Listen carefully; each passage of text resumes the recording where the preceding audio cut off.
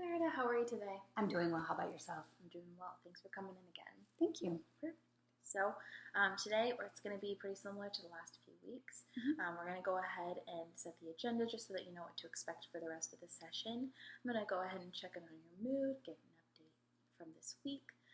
We are going to go over the homework that we had from last week, and then we are going to work on whatever it is that's been challenging you this week. Afterwards, we'll go ahead and get feedback from you just to see if there's any way I can better support you, and then we'll be able to schedule our next session. Does that sound good? Yeah, that sounds great. Okay, perfect. So, Loretta, I know that we weren't able to complete the full mood check at the beginning of the session, so can you tell me on a scale of 0 to 10, 0 being the least anxious you've ever been, and 10 being the most anxious you've ever been, what was this week like? This week was kind of tough. It was like a 7 or 8. Okay. Not the worst of all, but now that school's out, that's great, fine and dandy. But I've been picking up lots of tutoring jobs so that I can help out with the finances. Because during the summertime, we don't get a full year pay. We only get the 10 months that we work. So it's a little bit balancing. So husband's still wanting my attention, and kids need my attention, and it's just I feel like I'm being pulled. Okay. Sort of similar to not just even though school may be done, you're still feeling that pull from both professionally and your family life. Oh yeah, because I'm still using my skills to be able to tutor the kids that have those troubles. Which it's great because in the summertime I still get to keep my mind fresh. But it's just I'm always getting pulled, and it's just a little stressful. Okay. So that does sound pretty stressful. And 7, 8, that means that your anxiety is pretty high. Well, yeah, because you want to spend some time with your own kids. You want to be able to take them to their games, or take them to a movie or something like that. And it's not that I don't do those kind of things. It's just you have to balance it out between everyone's schedule and this, that, and the other. And my husband likes to spend a lot of time, which is not a negative thing, but sometimes I just feel like I'm stretched. Okay. So say it is, what would you say are your busiest days? Right now it's Mondays and Wednesdays because that's when I do most of my tutoring. And then I have baseball practice with my son. And, sometimes, my daughter's older, so she wants to go visit her friends and she's not driving yet. So I've got to drive her back and forth. And so sometimes it's just like nonstop because my husband's doing what he's got to do. And obviously I'm not the one who's, at, work all the time. So, I get that duty of running around. Okay, so feeling like you're kind of spent because you're running around at all times, whether it's work or home. Okay, so walk me through a Monday. So walk me through a Monday. What does that look like? Okay, so on Monday I get up probably around 7 or something like that, and I'm usually out of the house by 9. That way I have time to drive to where I have to go. And then I get myself set up and everything. And from 10 o'clock until about 1 o'clock, 1:30 actually, I'm tutoring straight through. And I eat in between when I'm meeting with the kids and stuff like that. So it's a long day. And then when I come home, on Monday evenings, I try to get dinner done early because my son has baseball practice. And then that is, from like 6 to 8 or something like that. And then, you got to come home, you finish up dishes if you didn't get to them. And by that time, my husband's like, hey, let's watch a movie. And I'm like, no, I really don't want to. Yeah. I'm just a little tired. And so, and sometimes I just want to be by myself, but then my family feels like I'm neglecting them if I don't. Okay. And that's obviously not because I don't love them. It's just sometimes I want to go read a book, or I want to paint, or I just want to sit in the room by myself. Sure. So you said that sounds pretty stressful. It sounds like you have a full day, and from the time that you wake up until the time that you're wanting to go to sleep, it's go, go, go. Yes, that's Monday and Wednesdays for sure. On the other days, I have a little bit less to worry about. I still take them to practice, and I still take my daughter wherever she has to go. Sure. But, I got house cleaning, I've got laundry, and it just, when you have a household, that's what you do. Okay. And you did say that your family feels neglected by you. Is that something that they have told you, or is that something that you have a feeling of? Well, it's probably a feeling because it just seems like I'm constantly being asked, Mom, can you help me do this? Or Mom, let's do this. Or Mom, do that. And it's like, can Mom just have 5 minutes to herself? Yeah. And how much do you feel that you're not able to take 5 minutes to yourself? I think it's probably that I feel guilty if I do sometimes. But I mean, I don't even get to do a lot of stuff that I want to do. I mean, the kids are young, and my husband likes to go out and do things, which I think is awesome. But sometimes, I just like if I say I feel like I don't want to do anything like tonight, he's like, well, then I'll just go out by myself, and I'm like, well, that don't make me feel guilty. It's just I'm tired.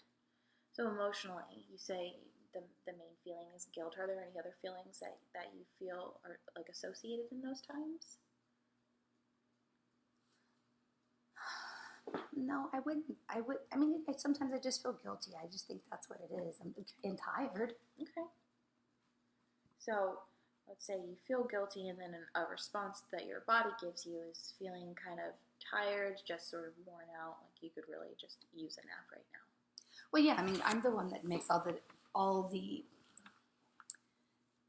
choices. Like, for dinner, what are we going to have for dinner? Or, what am I going to have to go get at the grocery store? Or, if, my son needs something, I have to go and get it. My husband's busy, and, he thinks that since I'm not teaching and I have the summer off, that I can do all those things and give him a break. But I feel like I don't get a break.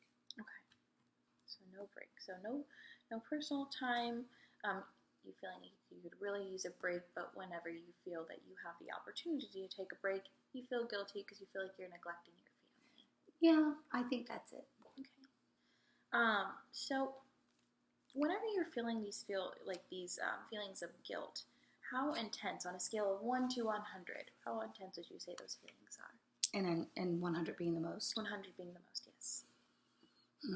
I guess it depends on the day. It depends on, like, if my husband's, like, really upset because he wants to go do something. Because sometimes, he can be like my third child, and he needs a lot of attention. And if he's really wanting to go to the movies or go hang out with some friends, and I'm just tired, then I can sometimes feel like it's 100 because I'm like, look, I just need me time, and I don't feel like I'm getting it. Sure. But, from day to day, it's probably maybe 50. Maybe 50? Okay. Unless we're just having an intense moment at that time. Okay. Maybe 50. Okay, so 50%. So most of the time it's 50%, which is still pretty decent. Mm-hmm. And then on days where you feel like you're really getting tugged, you'd say that's 100%, which that's pretty full-fledged. Yes. Okay. Those are the days when I just go in the shower and sometimes shed a tear. Okay. So it really causes you a lot of stress. Okay. Mm-hmm. What else goes through your mind whenever people are pulling on you? Calgon, take me away. So you just want to escape. I just feel like if I can have the same attention that everyone else is expecting, it would benefit me too. Okay. So say things were different, and you were able to have that time. Say you were able to take the time that you needed without feeling guilty, without feeling tugged on from everyone. What would that look like for you? I would probably be nothing nicer. I hate to say it, but sometimes, you may respond in a wrong way, and then you have to end up apologizing because someone gets their feelings hurt. And I don't intend to. I love my children. I love my husband. But, sometimes you can just get pulled on so much that you're just a little bothered. Okay. Let's go into that a little bit more. So, what do you think? I like the way that you identified those feelings and how you're reacting to them. So, how realistic would you say that it is to ask for your own personal time? When do you feel like that might be an opportunity for you to take, or what might be an opportunity for you to take some time? Well, if you ask my husband, he says that he does give me time. Sure. But then if I want to be in the bedroom by myself, then I'm interrupted 500 times of, oh, honey, where's, Josh is this, or where's Kayla's this, or where's that? It's like, oh my gosh, I probably just shouldn't even be in here. Okay. So, I mean, it would appear as if I have time, but it doesn't. It's not true time to myself. So say you had a really close friend or family member that was, experiencing the same things you were experiencing, of having no personal time, feeling that guilt. What might you tell them? What might you ask them to do for themselves? Maybe I should just take them out. Okay. Have a girls' date. Have a girls' day? Okay. But what would you tell them specifically in the situation? Because while a girls' day would be fun, what might you tell them on a personal level that they could use, whenever they're just in their family setting? I really don't know. Maybe schedule their own time and just say maybe they just need to leave the house. Maybe that's what I need to do. Okay. So schedule your own time where it's like every Tuesday, since that's an off day, since Mondays and Wednesdays. So every Tuesday from 5 to 7, I will do something that I like outside of the house. Maybe go to a Starbucks and paint or do something that you really enjoy. What's something that you really enjoy to do? I do like to paint. I wouldn't be able to do that at Starbucks, but just reading a book or cruising on Facebook by myself would be great. Yeah, just some downtime. Yeah. Okay, so I like that. So you would tell your friend or your trusted, family member, go ahead and just schedule some time where everyone knows about it. You can have that time for yourself, and that would be something that you could look forward to every week. Yeah, that would be nice. Okay, that would be nice. I think that would be something very helpful. So I really like that. So let's jump into homework. So I know last week we did discuss that was the last week of school, and it was pretty, high stress. And the homework was to go ahead and reach out to your trusted coworker, see how she could help you with prioritizing and organization. How did that work out for you? It really did. My team lead is amazing, and it wasn't any surprise that we were the last two. Well, we're usually the first two in and the last two to leave, and we kind of divided and conquered for the stuff that wasn't done because everyone has their different way of work ethics and getting things done. So we just tidied up together. She did some stuff, I did the other, so that we both could leave at a decent time. I like that. Very nice. So great job on this week. It really worked out in your favor as far as being able to divide and conquer. Yeah. Have that person to feel supported, by whenever you're talking to them. And all be all, it was a good end of the year. Yeah, it was. It was a real good end. Very good. Awesome. I'm really glad to hear that. So as far as homework for this week, let's discuss some of our options. You did say earlier that what you would tell to a family member or friend was to just schedule some time to take away, that you're able to take each week and do whatever it is that you want, whatever it is that you've been craving during your alone time. Would you say that's something that you might be able to try out this week? Yes, it would be nice to. Mm-hmm. Okay. So, realistically, what is the amount of time that you would like to spend out? Well, what I would like and what I could probably get are two different, but, even if it's just an hour. Okay. What would you like? If I could go and paint somewhere, 2 to 3 hours, that would be great. Okay. But you think realistically it would be around 1? Yeah. Okay. So this week, how do you feel about talking to your family and asking them, hey, I'd like to take some time for myself. I would like to take, an hour every Tuesday, and every other Tuesday, I'd like to take 2 to 3 hours to paint. That would be fun. Okay. Yes. That would be fun. And it would be something that everyone is aware of so that you don't feel like you're getting bombarded. Whenever you need some time alone, you feel like you get interrupted. So it would be understood that Tuesdays are off limits. Sounds like a plan. I love it. Perfect. I like it too. So we'll do that. So that'll be our first homework. And would you like me to write down your homework, or would you like to write it down yourself? Oh no, I'm gonna shoot for that 2 to 3 hours to paint. Okay. Perfect. So I'll go ahead and write these assignments down for you.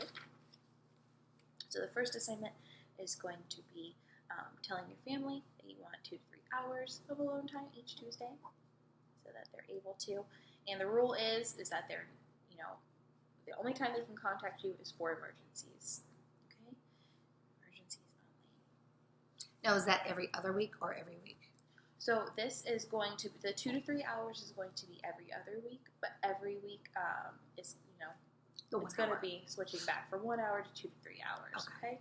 And it can, change based on whatever the need is for that week. So if it's something to where you can do 2 to 3 hours and it allows for that, go ahead and do it, a couple weeks in a row if it does allow, since you are on, summer break now. That is true. Okay. And then another thing I like to recommend is a thought record. So would you like to, I will explain it. So a thought record is something that you could do whenever you are in a stressful or challenging moment. And it really helps you break down, whatever is concerning you in real time. So I'd like to practice it out here. Would you like to try that? So, like, if I'm stressful and, like, for that interview, why did they did not like me, I could just write that down and, like, keep track of how often, maybe? Sure. Absolutely. So let's say, for the last homework assignment too, we had you applying to multiple jobs. It sounds like you may have not, gotten the position. So we could absolutely do that. So the situation being, you applied to a couple of jobs and you did get a rejection. Mm-hmm. Okay. So rejection. Okay. So that would be the situation, that word. Okay.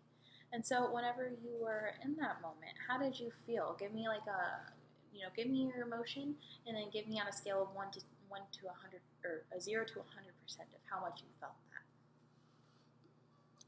I felt sad at first. Okay. Because I like I said, I thought, well, why didn't they like me? And so that was like a 50 or 60. Okay. Just because I just really wanted it. It was close to home. Okay, absolutely. So it's going to be something more convenient.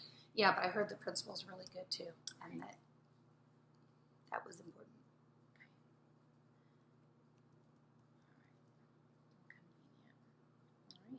And so you said that was 50 or 60%. Mm-hmm. The feeling of sadness, okay.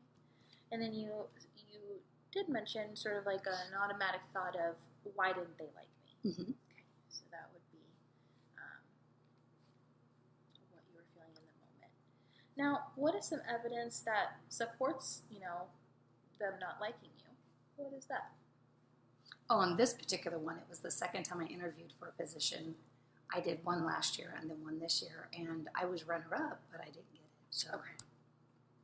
Which can be even more frustrating because it feels like you're so close. Okay. Exactly. I can see that being very frustrating. Mm-hmm. Okay. I can emphasize that. Now tell me, what is evidence, or what is something that you could say that could counter that argument? What is evidence against that? Why don't they like me? Oh, it's not that they don't like me. It's just there was only one position. I mean, I was able to, correct my thoughts. And I was like, hey, there's more positions out there. Okay. All right, more positions out there. And that's absolutely true. It's a big county. There are always going to be more positions, always people that need to move or go to different opportunities. Now that now that we've kind of gone through this, what would you say your feeling about that situation is now? Now I'm fine. I mean, I like coming here and talking to you, but I mean, it took a little bit. I will be honest. It took an hour or so, but then after that, I was fine. Okay. And on a scale of, as far as your sadness goes, on a scale of 0 to 100%, what would you say it is now? For anxiety? Or for sadness? Or for sadness? 0. I mean, 0? Okay. I would say 0 to 10. 0 to 10? Okay. Okay. Perfect.